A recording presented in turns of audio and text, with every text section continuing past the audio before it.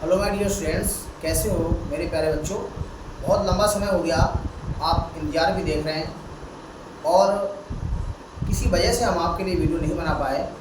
लेकिन अब हम आपको लगातार, क्योंकि आपका परीक्षा का समय भी बहुत नज़दीक आ चुका है, तो हम चाहते हैं कि आपके मार्क्स बहुत अच्छे आएँ। तो हमारे जो चैनल है फिजिक्स बाय रमेश सर, वो आप लगातार अपने यार दोस्तों में, क्लास के स्टूडेंट्स के साथ आप शेयर करते रहिए, क्योंकि हिंदी मीडियम का ये बहुत ही अच्छा प्लेटफॉर्म है। फ्री ऑफ कॉस्ट हम आपको दे रहे हैं, क्योंकि आपको शेयर करने में कुछ जा नहीं रहा आपका, बल्कि उनका फ़ायदा हो रहा है। कुछ बच्चे ऐसे हैं जिनको ट्यूशन पढ़ने के लिए, कोचिंग पढ़ने के लिए पैसा नहीं उनके पास है, तो उसके लिए ये प्लेटफॉर्म बहुत ही अच्छा है। तो आप जो है हमारे इस चैनल को physics bye Ramesh sir the great physics वाला को आप शेयर अधिक से अधिक करें, कमेंट्स भी करें और लाइक भी करें, ताकि हमें पता लगे कि हम किस तरह से आपको पढ़ा रहे हैं। तो बिना देर किए शुरू करते हैं हम। जो आपका पाठ चल रहा था रंग बिरंगा संसार और मानव नेत्र, उसमें क्या है, हमने आपको बताया था प्रकाश का वर्ण विक्षेपण प्रिज्म के द्वारा। तो आपको हमने दिखाया था कि प्रिज्म द्वारा जो है 7 रंगों में विभाजित होने की जो घटना है, वो आपका क्या कहलाएगा, प्रकाश का वर्ण विक्षेपण कहलाता है। एक बार फिर समझ लें, श्वेत प्रकाश का प्रिज्म द्वारा 7 रंगों में विभाजित होना या बट जाना क्या कहलाएगा, प्रकाश का वर्ण विक्षेपण कहलाता है। अब बात यहाँ पर एक आती है कि जो 7 एक प्रकाश श्वेत था, उसके 7 रंग विभाजित हो गए। इससे एक बात तो सिद्ध होती है कि इसमें कहीं ना कहीं ये जो रंग है आपका श्वेत, ये 7 रंगों का मिश्रण है। ये सबसे पहले किसने दिमाग में इसके आया, वो आपके वैज्ञानिक थे न्यूटन। न्यूटन ने क्या है, एक अपने प्रयोग द्वारा ये बताया कि जो श्वेत प्रकाश है वो 7 रंगों का मिश्रण है। वो हम आपको यहाँ बताएंगे। पेपर में भी आपके आता है कि सिद्ध कीजिए श्वेत प्रकाश ये 7 रंगों का मिश्रण है, एक प्रयोग द्वारा आप बताइए। ठीक है। दूसरा भी एक तरीका और भी, इसको 7 रंगों का मिश्रण जो है वो श्वेत रंग का है, इसको हम अपने घर में भी प्रैक्टिकल कर सकते हैं। कैसे करेंगे देखो, मैं आपको बता दूं। सबसे पहले एक प्रश्न लिखते हैं। प्रश्न क्या होता है, सिद्ध कीजिए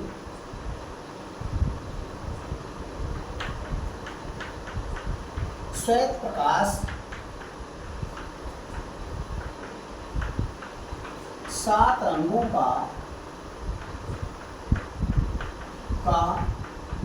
एक मिश्रण है, एक मिश्रण है।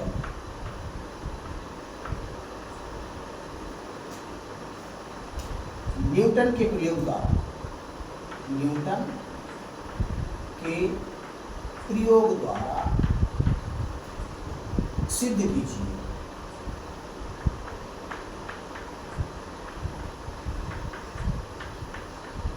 ठीक है। तो सबसे पहले हम न्यूटन का प्रयोग बताएंगे, इसके बाद आपको घरेलू तरीका भी बताएंगे कि किस तरह से आप श्वेत प्रकाश आप प्राप्त कर सकते हो। तो देखिए, न्यूटन ने क्या किया, सबसे पहले क्या, 2 प्रिज्म लिए और एक दूसरे के उल्टे करके रख दिए, यानी कि एक का जो शीर्ष है उसके आधार की ओर रख दिया। किस तरह से रखा, देखो, एक प्रिज्म ये हो गया, दूसरा प्रिज्म उल्टा करके रखा। कैसे रखा होता है, ऐसे ये रख दिया। उन्होंने इस तरह से प्रिज्म रखी। रखने के बाद क्या हुआ, क्या समझिए आप, न्यूटन ने सबसे पहले 2 प्रिज्म लिए, उनमें दोनों प्रिज्म एक दूसरे के उल्टे रख दिए, यानी इसका शीर्ष इसके आधार की तरफ, इसका आधार इसके शीर्ष की तरफ रख दिया। अब क्या किया उन्होंने, यहां से श्वेत प्रकाश लिया। श्वेत प्रकाश हो जाने के बाद क्या हुआ, आपको पता है 7 रंगों में विभाजित हो जाता है और उसमें सबसे ऊपर रेड होता है, नीचे बैगनी। तो केवल आप यहाँ पर 2 रंग यहाँ पर दिखा दीजिए।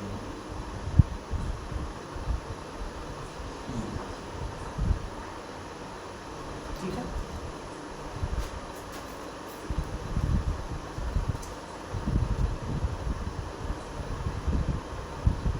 और यहाँ से आपको पता ही झुकेगा थोड़ा सा नीचे, बहुत ज़्यादा झुका दिया हमने, थोड़ा कम झुकाते हैं। थोड़ा सा झुकेगा यहाँ पर, ये भी थोड़ा नीचे भी झुकेगा, नीचे झुका दिया हमने थोड़ा सा,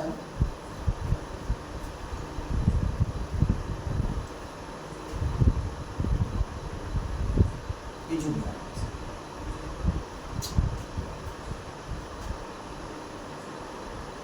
थोड़ा इसको हम ऐसे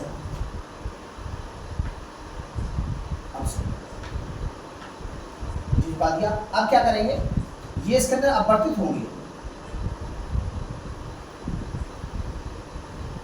इस तरह से, ये यहाँ से निकलेगा और ये सीधा जो है ऐसे प्राप्त। ये रंग आपका हो गया कौन सा, रेड, ये हो गया आपका बैगनी। और दोनों जब क्या करते हैं, ये 7 रंग क्या करते हैं, प्रिज्म पर पड़ते हैं, तो लास्ट में हमें क्या होता है, श्वेत प्रकाश प्राप्त होता है। आप फिर समझ लें, न्यूटन ने क्या किया, 2 प्रिज्म दिए, एक दूसरे को उल्टे रख दिए। पहले प्रिज्म पर श्वेत प्रकाश डालते हैं तो ये 7 रंगों में विभाजित हो जाता है, इसमें हम लास्ट रंग दिखा देते हैं और एक शुरू का दिखा देते हैं। जब ये 7 रंगों का प्रकाश जो है दूसरे प्रिज्म पर पड़ता है तो क्या होता है, इससे अपवर्तन के पश्चात पुनः ये 7 रंग इकट्ठे होकर के एक श्वेत प्रकाश प्राप्त करते हैं। इससे ये सिद्ध होता है कि जो आपका श्वेत प्रकाश है 7 रंगों का मिश्रण है। ठीक, ये न्यूटन का प्रयोग। अब आप घर में अपने किस तरह से इसको हम करेंगे, ये हम आपको बता दे देते हैं। स्क्रीनशॉट ले सकते हैं इसका।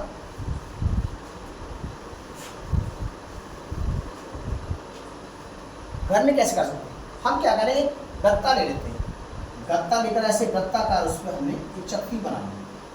बनाने के बाद उसको हमने 7 बराबर भागों में काटेंगे।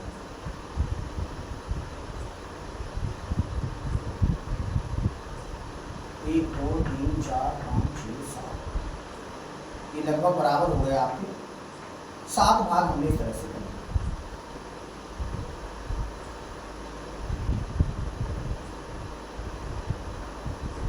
अब इसमें हमने क्या किया, जो आपका बाण विक्षेपण के रंग होते हैं विविध और यहाँ से ऊपर VI, V, G, Y, O, R, इस शक्ति को क्या किया, 7 बराबर भागों में बांटने के बाद उसको हमने रंग लिया, बैगनी से, आसमानी से, नीला, ग्रीन, येलो, ऑरेंज और आपका रेड। इनको हमने इन चक्रियों को रंग लिया। रंगने के बाद एक हमने छोटे मोटर में इसको फिट कर दिया।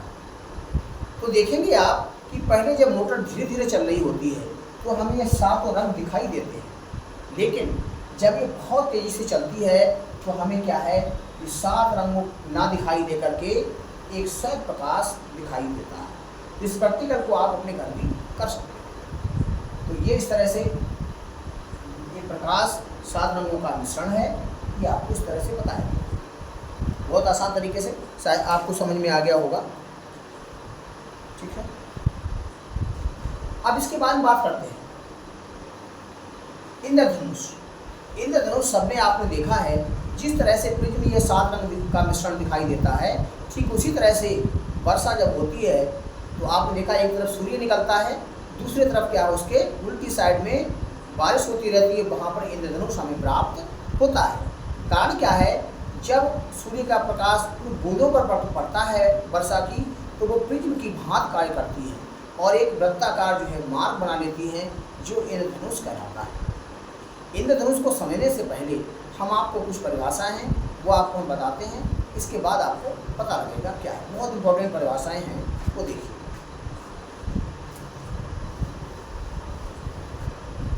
पहली परिभाषा आपकी है यहाँ पर क्रांतिक कोण, ये पेपर में बहुत आती है, इंपॉर्टेंट है। क्रांतिक कोण किस तरह से, प्रकाश का आवर्तन का चित्र तो हमने आपको बताया ही था, एक बार फिर उससे बात करते हैं।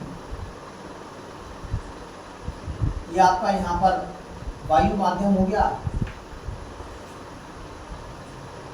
यानी कि और ये आपका कांच हो गया,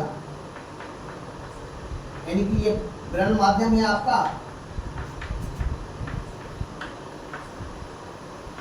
और ये आपका सघन माध्यम।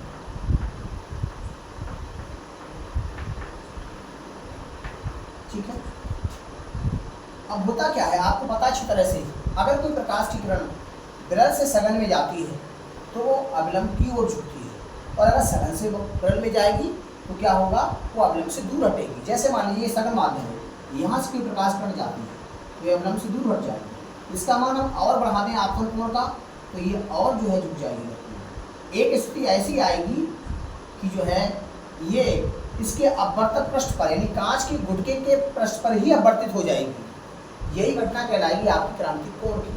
कैसे?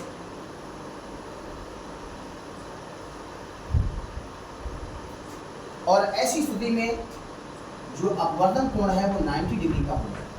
तो परिभाषा हम किस तरह से देते हैं, सघन माध्यम में बना वह आपतन कोण जिसके लिए विरल माध्यम में बना अपवर्तन कोण 90 अंश होता है। ये फिर समझ लीजिए, अर्थात जब प्रकाश की किरण सघन माध्यम से चलकर क्या है उस माध्यम की सतह पर ही अपवर्तित हो जाती है तो ये घटना आपकी क्या कहलाएगी, क्रांतिक कोण के लिए होती है।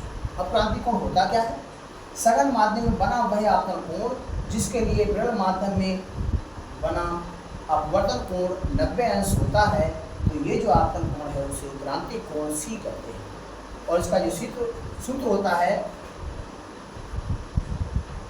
साइन सी बराबर 1/n।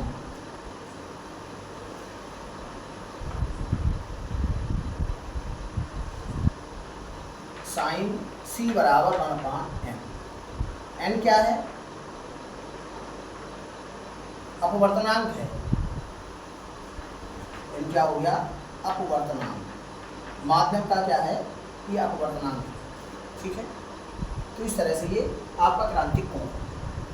अब इसी के साथ साथ एक परिभाषा और आती है, पूर्ण आंतरिक परावर्तन, जिसकी आवश्यकता हमें कहाँ है, इंद्रधनुष में पड़ेगी। हम आपको बताएंगे किस तरह से होता है, तो उसके लिए समझना बहुत जरूरी है। तो ये हम जो है आज के लिए इतना ही काफ़ी है, और कल हम आपको क्रांतिक कोण के साथ साथ पूर्ण आंतरिक परावर्तन के साथ साथ इंद्रधनुष बताएंगे, तब आपको सही तरीके से समझ में आएगा।